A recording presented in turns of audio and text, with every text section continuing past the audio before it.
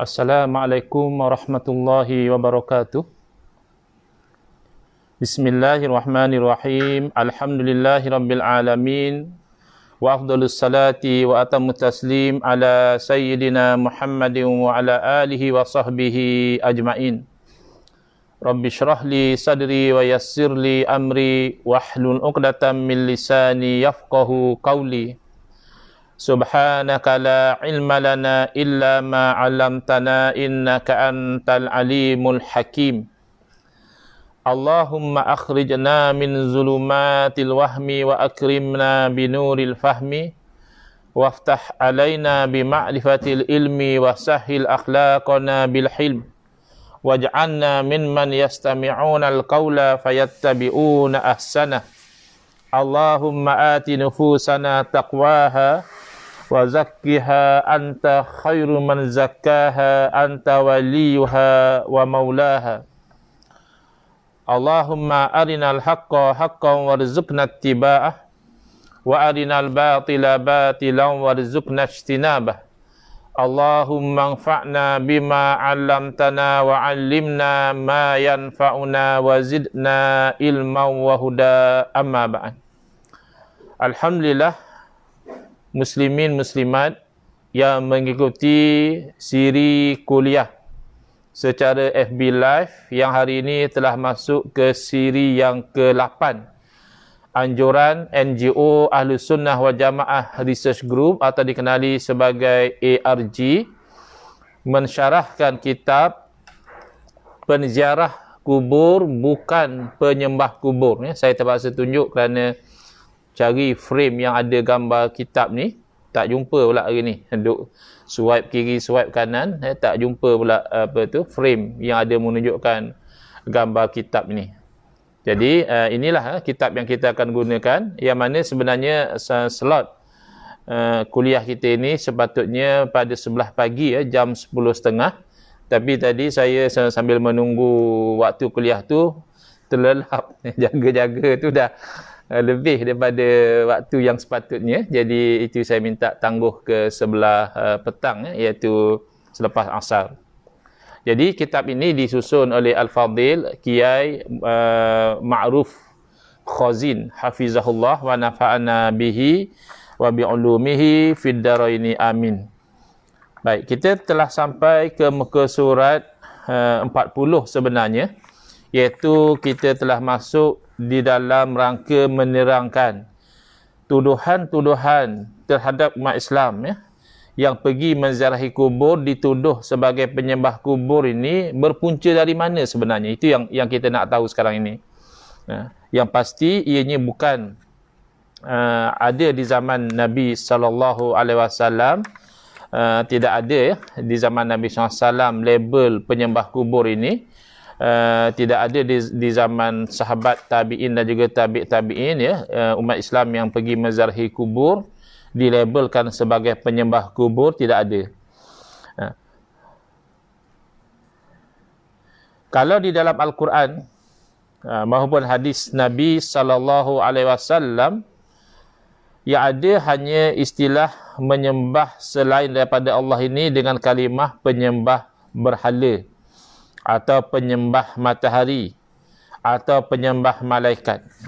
Jadi sebelum saya teruskan, mungkin elok saya bagi peringatan kepada yang ingin mengikuti FB Live kita ini, bahawa oleh kerana tajuk penyembah kubur ini ada kaitan rapat dengan sikap golongan Wahabi yang suka menuduh umat Islam lain sebagai penyembah kubur, maka kalau ada antara saudara-saudari yang allergic dengan perkataan Wahabi, stres, tak boleh dengar perkataan Wahabi, maka saya nasihatkan tak perlu ikuti FB Live kita ini, kerana insya-Allah dalam menghuraikan kitab ini, perkataan Wahabi itu mau tak mahu kerap kita akan gunakan, kerana dia ada kaitan langsung dengan sikap dan juga pegangan golongan Wahabi. Jadi kalau ada yang allergic, kalau dengar perkataan Wahabi, naik BP dia misalnya, atau jadi gatal-gatal badan dia misalnya, ataupun telinga tiba-tiba jadi kembang dan sebagainya,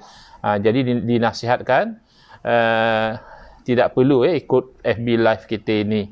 Kalau nak ikut juga, sila dapatkan nasihat doktor terlebih dahulu.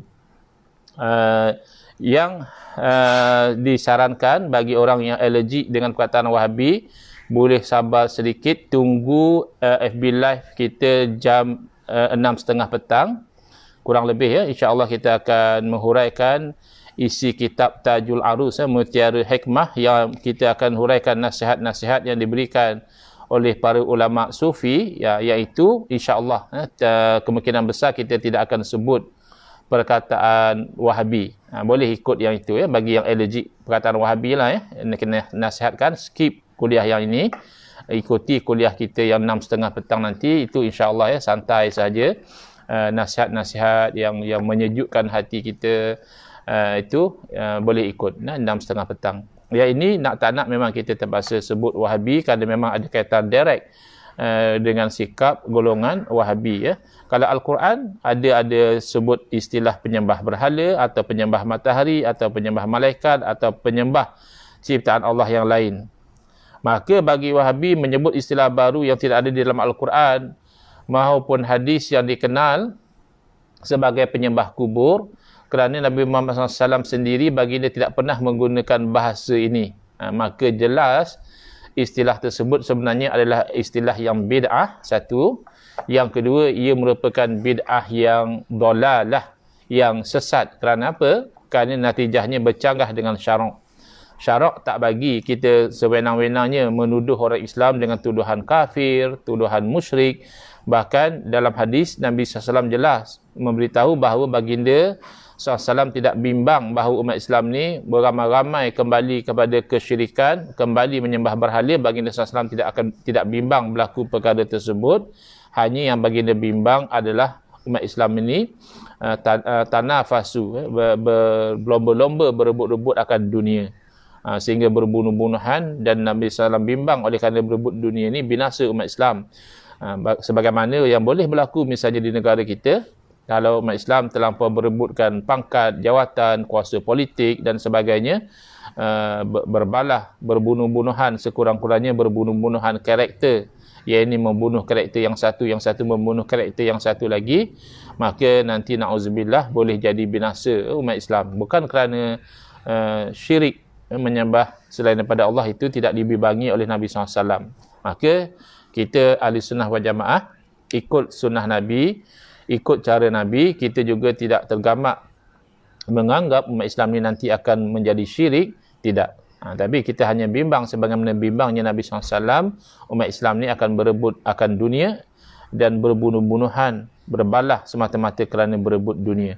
Jadi istilah kuburiyun, penyembah kubur ini, pertama confirm istilah ini bid'ah, dan yang lebih malang lagi, ini adalah istilah yang bid'ah yang dolalah, bid'ah yang buruk ya. Okay. Baik.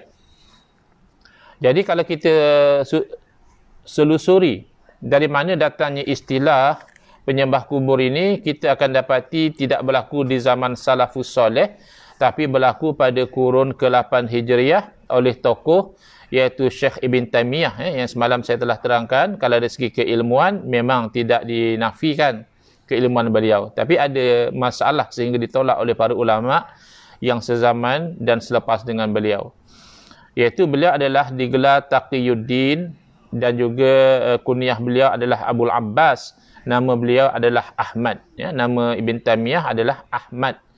Ayah beliau adalah Abdul Halim, datuk beliau adalah Abdul Salam, dan seterusnya bin Abdullah, ibn Abil Qasim, ibn Muhammad, ibn Taymiyah. Itu datang gelaran Taymiyah tadi.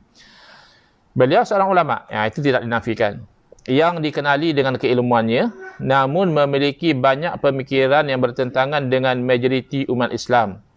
Menurut Al-Hafiz Waliyuddin Al-Iraqi, saya tambahkan dalam kitab ini tidak disebut, iaitu beliau menyebut dalam kitab Al-Ajwibah Al-Mardiyah Al-As'ilatil Makkiyah, jawapan-jawapan yang diredai berkaitan dengan soalan-soalan Makkah.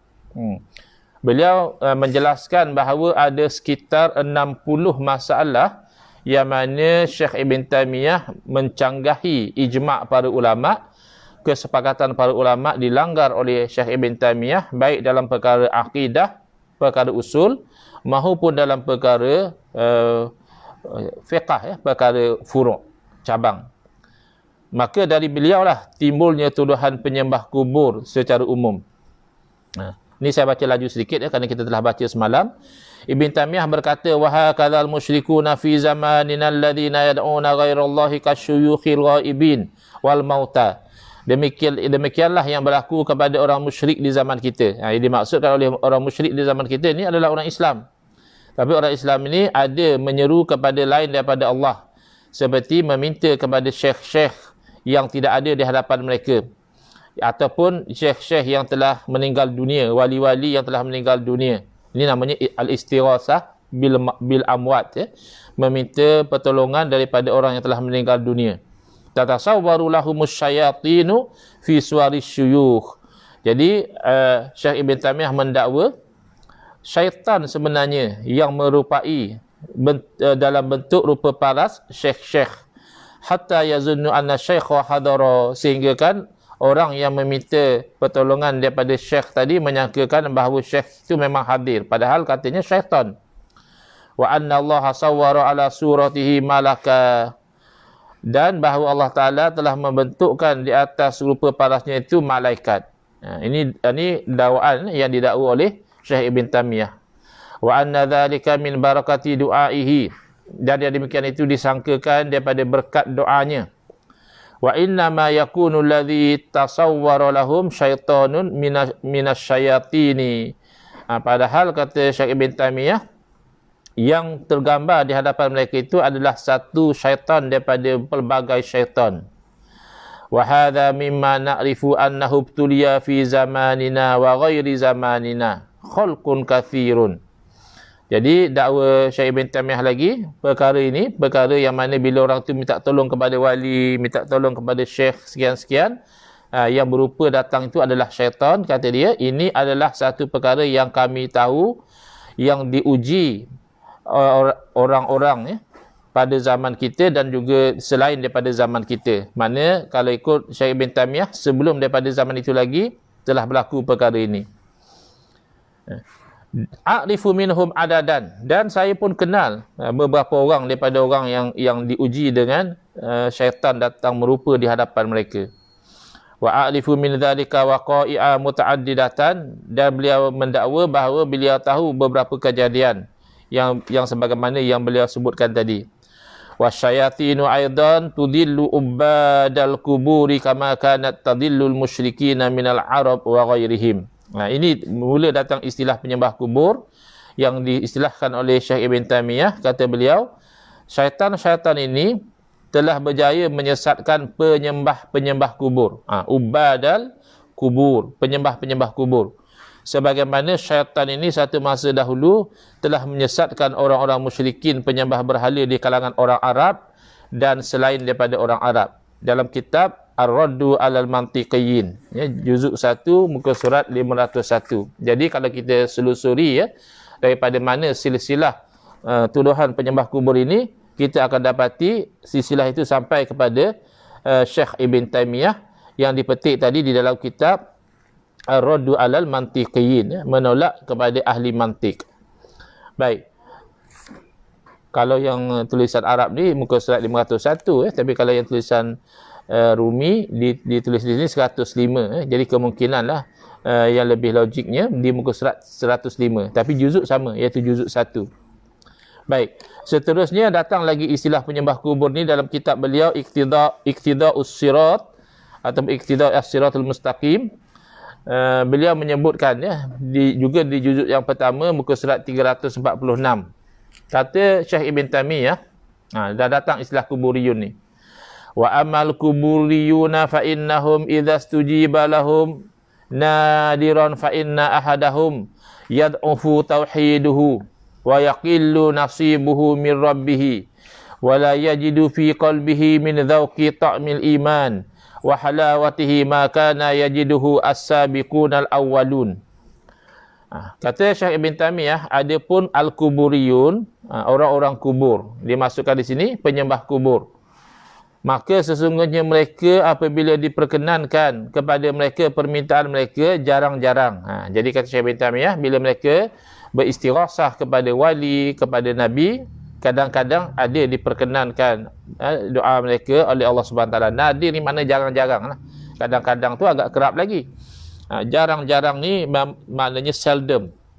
Kalau orang putih kata often tu agak boleh kata boleh tahan kerap.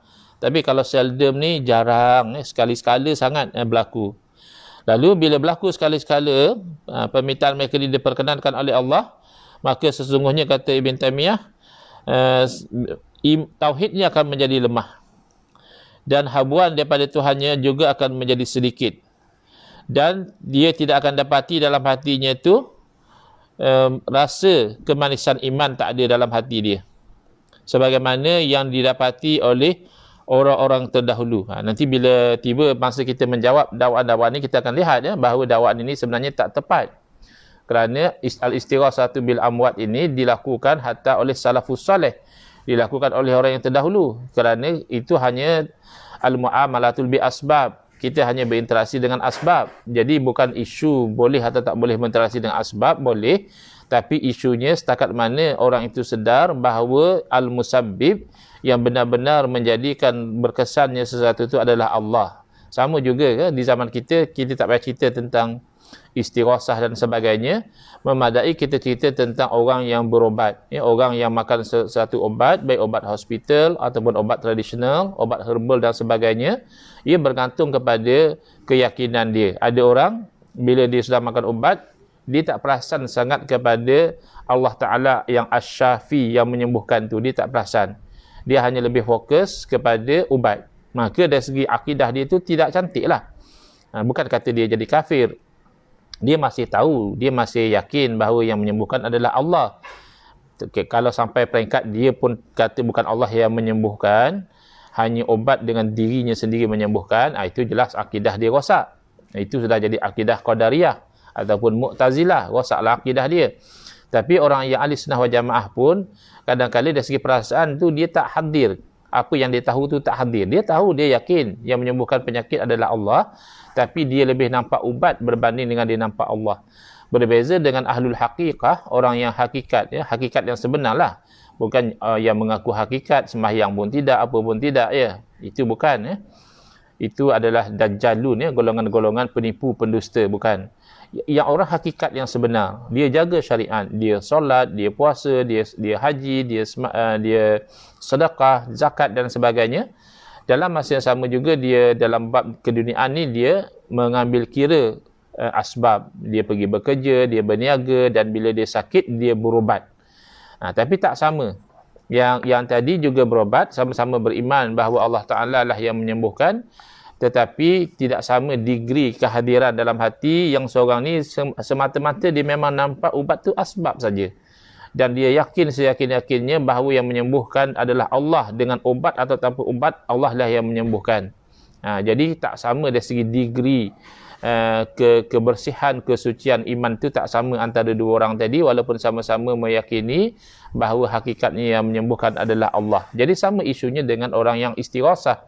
Orang yang meminta tolong kepada makhluk ini, bila dia orang yang ahli sunnah wal jamaah, yang beriman bahawa makhluk sebenarnya tidak boleh memberi sebarang kesan, hanya saja yang memberi sesuatu kesan adalah Allah, maka dia jelas orang yang mukmin.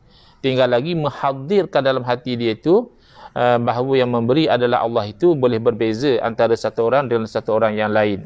Tapi bukan sebagaimana yang disangkakan oleh golongan ini bahawa orang yang demikian itu sudah tidak ada kemanisan iman dalam hati dia. Itu tidak sebagaimana yang didakwa. Tapi itu nanti, insya-Allah. Kita hanya nak bacakan dahulu petikan-petikan yang mana di dalam petikan itu terbukti bahawa istilah penyembah kubur ini silsilahnya sampai kepada Syekh Ibn Taymiyah.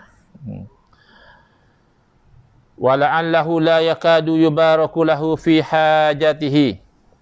Dan boleh jadi orang ini tidak lagi, hampir-hampir tidak diberkati untuk dia pada hajat-hajatnya. Allahumma illa ayyafu Allahu anhum.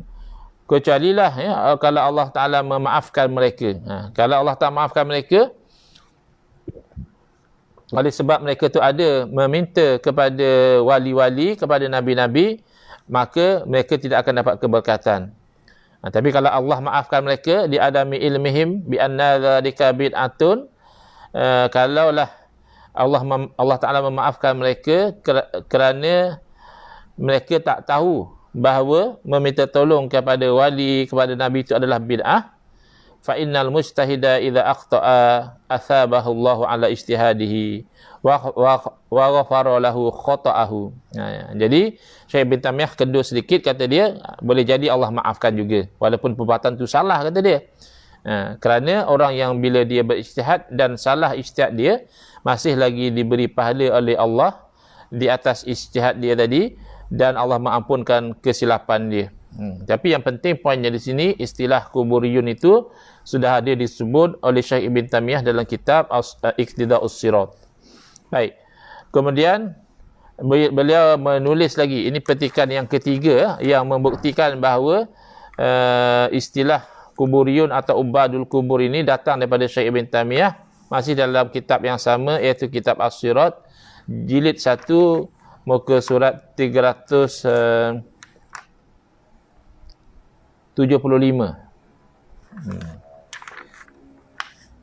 Apa kata beliau? Al-wajhur rabi'u anna i'tiqad istijabati du'a'i indaha wa fadlihi qad aujaba an tunataba lidzalika wa tuqsada. Jadi Syekh Ibn Taimiyah, dan diwarisi sikap beliau oleh golongan Wahabi, kerana golongan Wahabi memang menjadikan beliau sebagai rujukan, sebagai idola. Poin yang keempat, sudut yang keempat, beliau nak menolak bahawa ziarah kubur itu satu perkara yang sunat, berdoa tepi kubur itu bagus, diistijabahkan oleh Allah Ta'ala, doa orang yang berdoa di kubur orang soleh. Beliau nak menolak itu. Beliau bawa, kata beliau, ini poin yang keempat.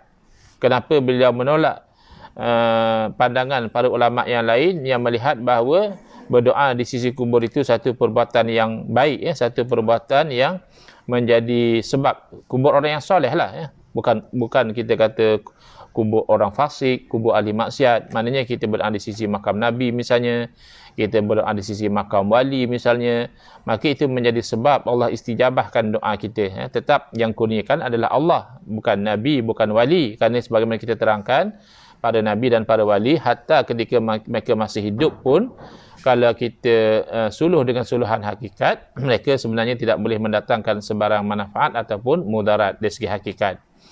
Tetapi of course dari segi asbab, mereka menjadi sebab kebaikan. Para Nabi, para wali ini membawa kebaikan kepada kita daripada sudut asbab.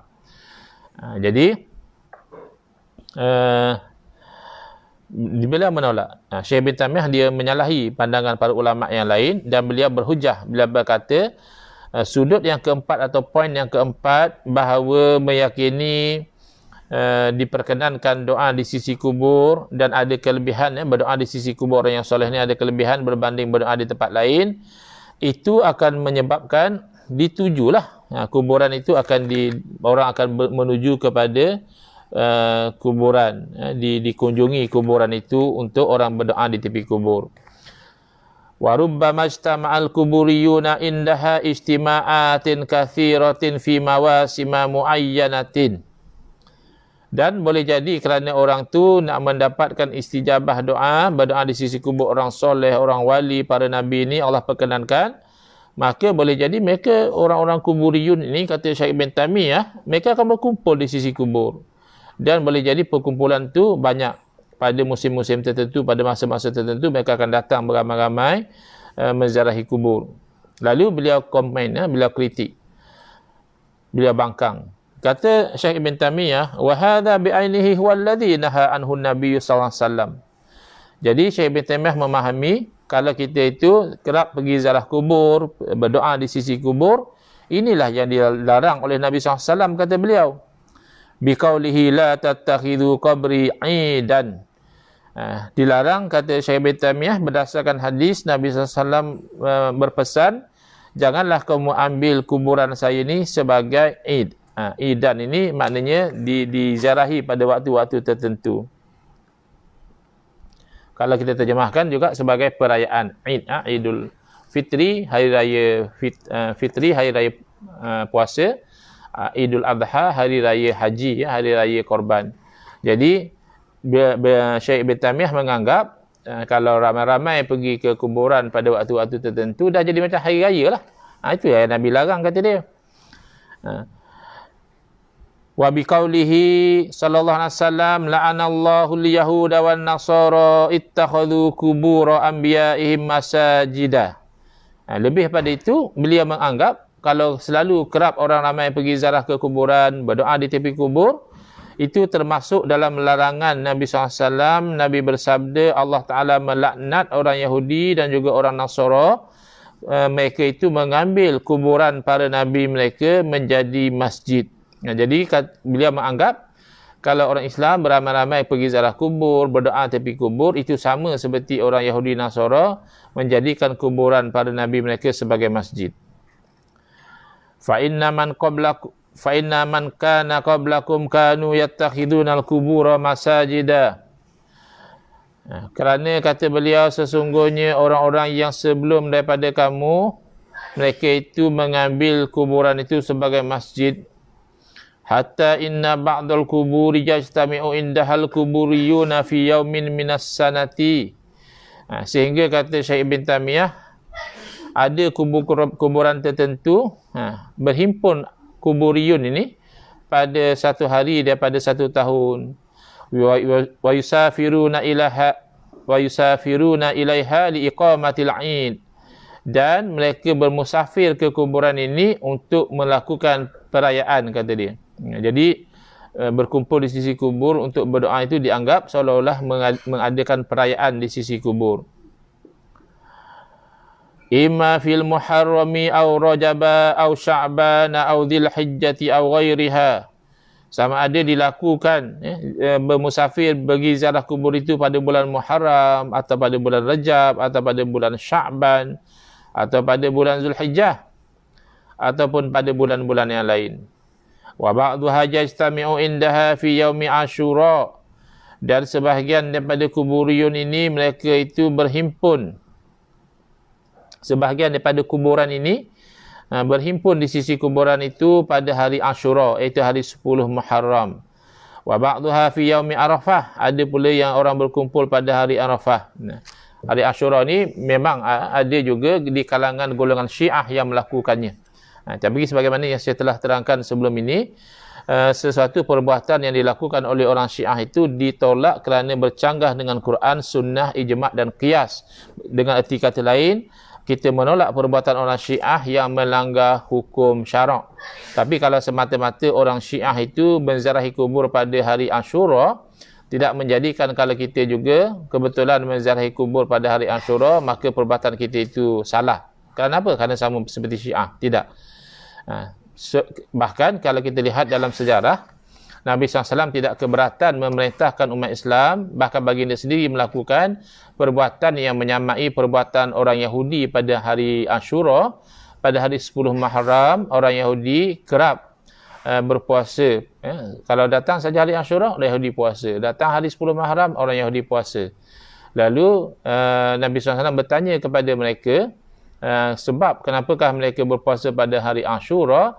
Orang Yahudi menjawab, kerana hari Asyura itulah Allah Subhanahu Wa Taala menyelamatkan Nabi Musa alaihissalam daripada musuhnya, iaitu Fir'aun. Jadi Nabi Musa alaihissalam berpuasa tanda bersyukur, dan demikianlah orang Yahudi juga berpuasa tanda bersyukur. Lalu oleh kerana berpuasa dengan selamatnya seorang Nabi daripada musuh itu tak bercanggah dengan syarak, dan bersyukur dengan cara menzahirkan kesyukuran, dengan cara berpuasa juga selari dengan syariat Nabi Muhammad SAW. Lalu Nabi SAW menyuruh umat Islam supaya berpuasa pada hari Asyura, dan baginda juga turut berpuasa pada hari Asyura. Jadi tidak menghalang Nabi SAW daripada melakukan satu perbuatan yang selari dengan syarak, semata-mata perbuatan itu asalnya dilakukan oleh orang Yahudi. Demikianlah, tidak menghalang satu perbuatan itu daripada kita melakukannya, perbuatan yang selari dengan syarak, semata-mata kerana Syiah melakukannya. Tidak. Tapi kalau perbuatan itu yang dilakukan oleh Syiah itu bercanggah dengan syarak, jelas kita wajib menolaknya. Sebagaimana pada hari Asyura, pada hari 10 Muharram, orang Syiah bukan saja menziarahi kubur, Lebih daripada itu, mereka meratap di sisi kubur. Saya pernah lihat ketika saya belajar di Jordan, saya ambil peluang untuk menziarahi ke Suria. Di Suria ni ada banyak masjid dan banyak makam-makam para wali, para ulama, orang-orang soleh. Bahkan diceritakan ada makam para nabi di Suria, di Syam.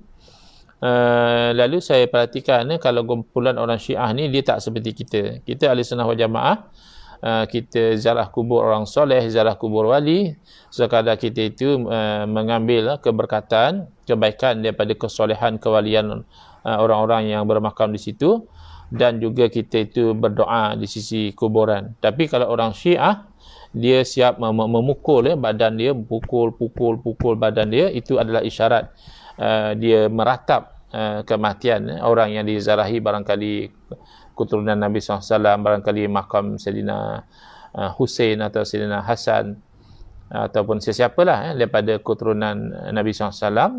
Kita pun Ahlussunnah wal Jamaah dituntut menzarahi kuburan ataupun kuburan keturunan Nabi SAW juga, tetapi diharamkan kita itu meratap di kuburan ataupun meratap kematian. Maka kalau yang meratap itu perbuatan Syiah yang wajib kita tolak kerana bercanggah dengan syariat. Adapun sekadar menziarahi kubur itu tidak masalah, ataupun hatta berdoa di sisi kubur itu masih lagi dalam lingkungan ajaran Ahlussunnah wal Jamaah.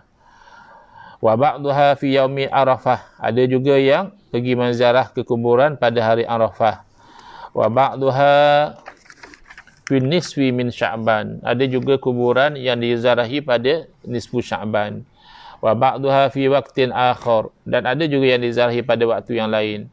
Bihaits yakunu laha yaumun minas sanati tuqsadu fihi wa yajtami'u indaha fihi. Yang penting, kata Syekh Ibn Taimiyah, ada kuburan-kuburan ni dalam setahun tu ada hari tertentu yang akan diziarahi kuburan ini. Wa yajtami'u indaha fihi, dan mereka ini yang ziarah kubur ni berkumpul di sisi kuburan itu pada hari yang berkenaan. Kama tuqsadu Arafatu wa Muzdalifatu wa Mina fi ayyamin ma'lumatin minas sanah. Lalu di situ dia bandingkan. Syekh Ibn Taimiyah bila dilihat orang ziarah kubur pada hari-hari tertentu, dia samakan. Dia kata samalah macam di 7 Arafah, iaitu pada hari wukuf, Muzdalifah, Mina pada hari-hari tasyrik, ada kita mabit di Mina, fi ayamin ma'lumah minas sanah, pada hari tertentu dalam satu tahun. Wa kama yuqsadu, lalu dibandingkan lagi, musallal misri yaumal idaini barubbama kana al-ihtimamu bihadhihi al-ijtima'ati fi ad-din wa dunya ahammu wa ashad. Sebagaimana di 7 tempat sembahyang di suatu kota pada 2 hari raya, orang pergi sembahyang raya, dan barangkali dakwa Syekh Ibn Taimiyah, kesungguhan orang nak pergi ziarah kubur pada hari tertentu ni, kata beliau, lebih penting dan lebih dahsyat lagi berbanding kesungguhan mereka nak pergi ke Arafah, kesungguhan mereka nak pergi ke Muzdalifah, kesungguhan mereka nak pergi ke Mina pada hari-hari haji, dan lebih dahsyat dan bersungguh-sungguh berbanding kesungguhan mereka nak pergi ke tempat sembahyang pada 2 hari raya. Ini dakwaan beliau, tapi nanti kita akan ada komen daripada ulama Ahlussunnah wal Jamaah berkaitan dengan apa yang dibangkitkan oleh Syekh Ibn Taimiyah. Kemudian ada sikap beliau dalam Majmu' Fatawa, dicatatkan juzuk 3 muka surat 127. Beliau menyamakan umat Nabi Muhammad SAW disamakan dengan orang-orang kafir di kalangan umat Nabi Nuh alaihissalam. Ini satu sikap yang dikritik oleh para ulama yang lain. Sikap yang tak diterima oleh ulama yang lain adalah menyamakan orang Islam dengan orang kafir. Kata beliau, wa aslu syirki fi bani Adam kana minasyirki bil basharis salihina al-mu'azzamina. Fa innahum lamma matu akafu ala kuburihim thumma sawwaru tamathilahum thumma abaduhum. Jadi kata Syekh Ibn Taimiyah, asal berlakunya syirik pada anak Adam itu adalah mensyirikkan dengan manusia yang soleh, yang dihormati. Ini ada benarnya juga apa yang disebut oleh Syekh Ibn Taimiyah ini. Tapi beliau mengaplikasikan kepada umat Nabi Muhammad SAW yang menziarahi kubur itu yang kita lihat ada kesilapan di situ. Tapi dalam soal menolak kesyirikan ini, itu kita sepakat dengan Syekh Ibn Taimiyah. Dan beliau menceritakan, kata beliau, awal berlaku syirik ni, mereka itu ada satu orang manusia ataupun di kalangan manusia itu ada orang-orang soleh yang dihormati. Fa innahum lamma matu aqafu ala kuburihim. Bila orang-orang soleh ni meninggal dunia, lalu mereka beriktikaf di kuburan. Mereka duduk di kuburan orang-orang yang soleh tadi.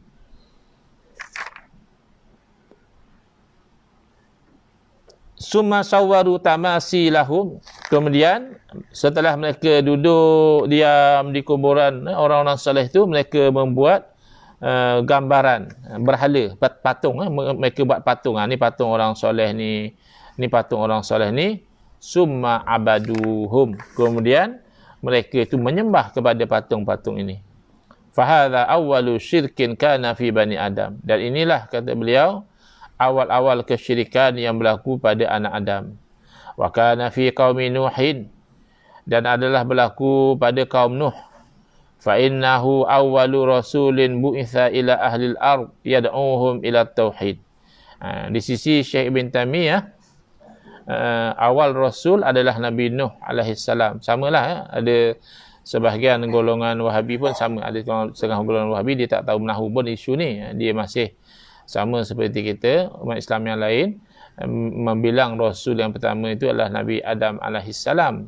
Tetapi di sisi sebahagian orang-orang Wahabi, dan mereka ambil pahaman ini daripada Syekh Ibn Taimiyah, awal Rasul bukan Nabi Adam alaihissalam tetapi Nabi Nuh alaihissalam. Jadi dia menceritakan berlaku pada kaum Nabi Nuh, dan Nabi Nuh inilah, kata Syekh Ibn Taimiyah, Rasul yang pertama yang dibangkitkan kepada umat manusia ini, yad'uhum ila tauhid, yang mana Nabi Nuh AS menyeru mereka kepada tauhid, mengesakan Allah, yakni menjauhi syirik, wa yanhahum anisyirki, dan melarang mereka daripada melakukan kesyirikan.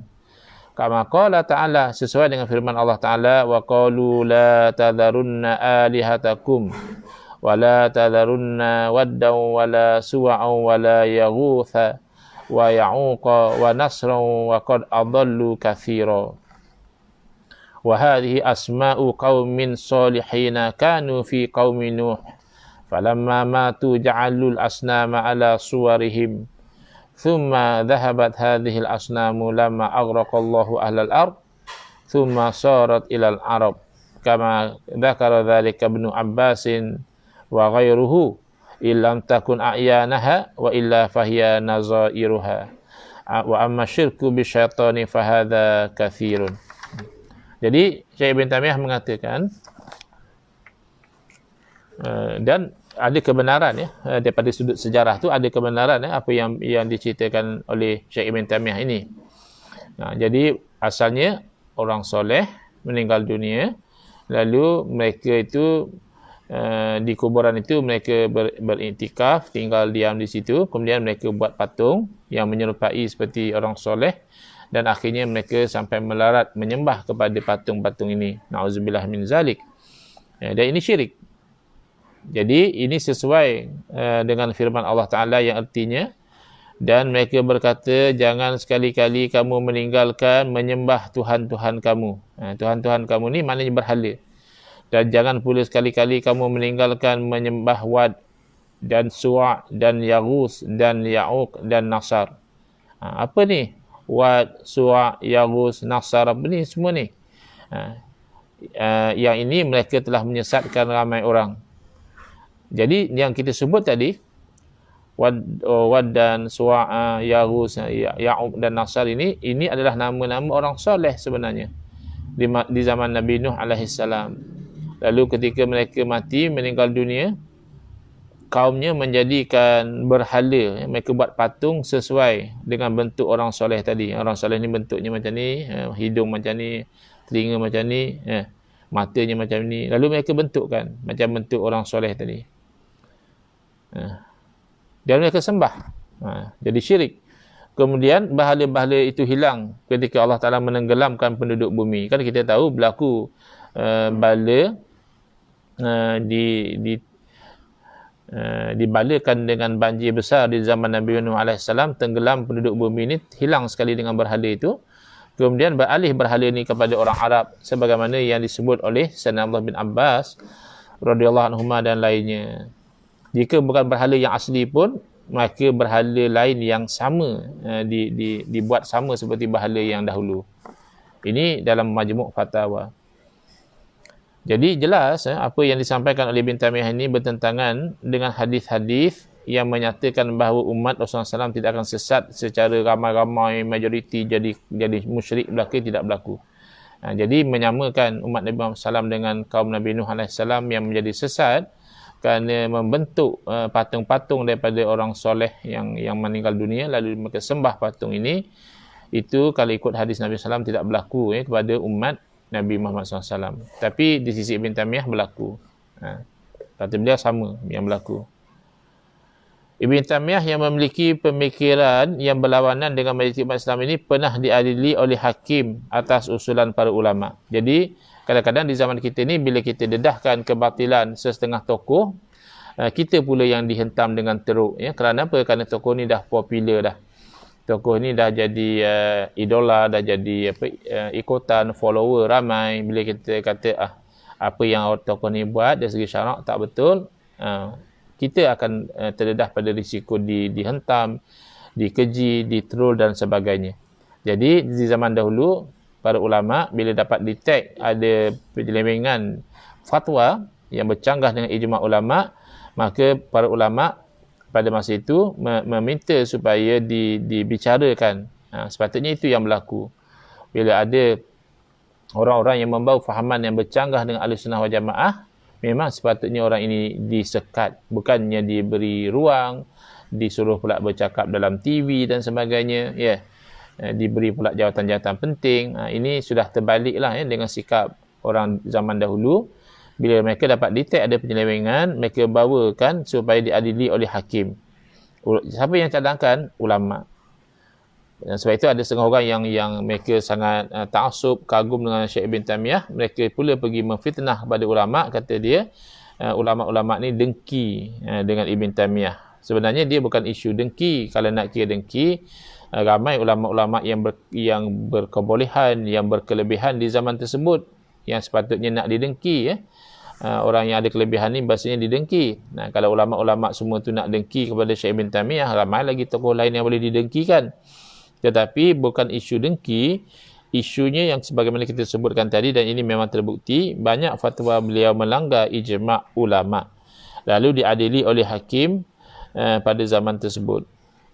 Qala al-Barzali wa fi Syawal minha syaka as-sufiyyatu bil Qahirati ala Syekh Taqiyuddin wa kallamuhu fi Ibni Arabi wa ghairihi ila ad-dawlati faraddul amra fi dhalika ila al-qadhi asy-Syafi'i fa'uqida fi lahu majlisun wadda'a alaihi Ibnu Ata'in bi asya'a falam yathbut alaihi minha syai'un lakinnahu qala la yustaghathu illa billah la yustaghathu bin nabiyyi istighatsatan bi ma'nal ibadati walakin yutawassalu bihi wa yutashaffa'u bihi ila Allahi fa ba'dul hadirina qala laisa alaihi fi hadha syai' wa ra'al qadhiyu Badruddin wa ra'al qadhiyu Badruddin bin Jama'ata anna hadha fihi qillatu adabin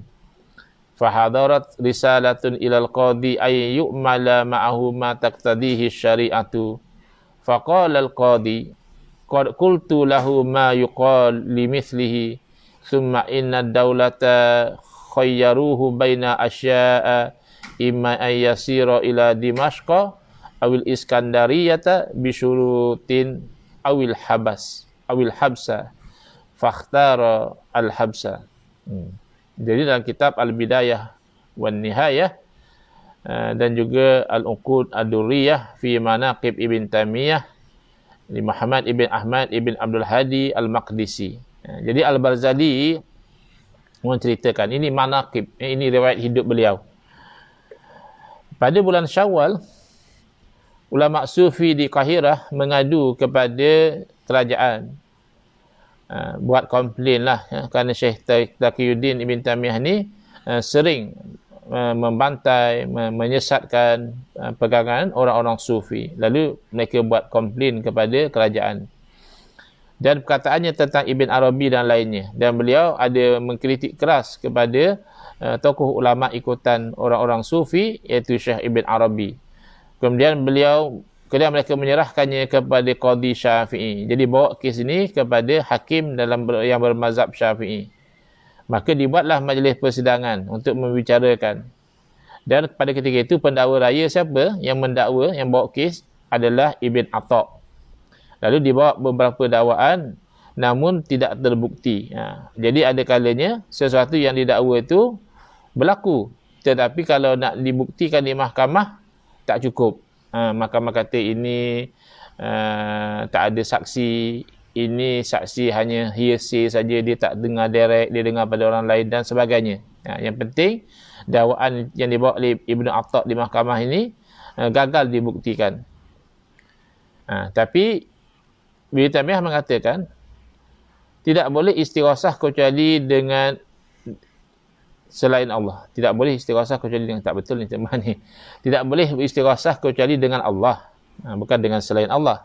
Kalau dengan selain Allah, lain makna dia. Akan tetapi Ibn Taymiyah berkata tidak boleh beristighasah kecuali dengan Allah. Jadi oleh kerana itu tak bolehlah istighasah, minta tolong dengan Nabi SAW, tak boleh. Tapi beliau kata, ya beliau maksudkan tak boleh istighasah dengan Nabi itu dengan makna ibadah.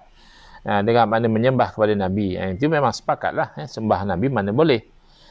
Yang boleh kata beliau hanya boleh tawassul saja. Tengok ada beza antara Syekh Ibn Taymiyah dengan sebahagian daripada Wahabi di zaman sekarang ini. Ada sebahagian Wahabi tawassul dengan Nabi pun tak boleh. Tapi kalau Syekh Ibn Taymiyah dia kata yang tak boleh hanya istighasah.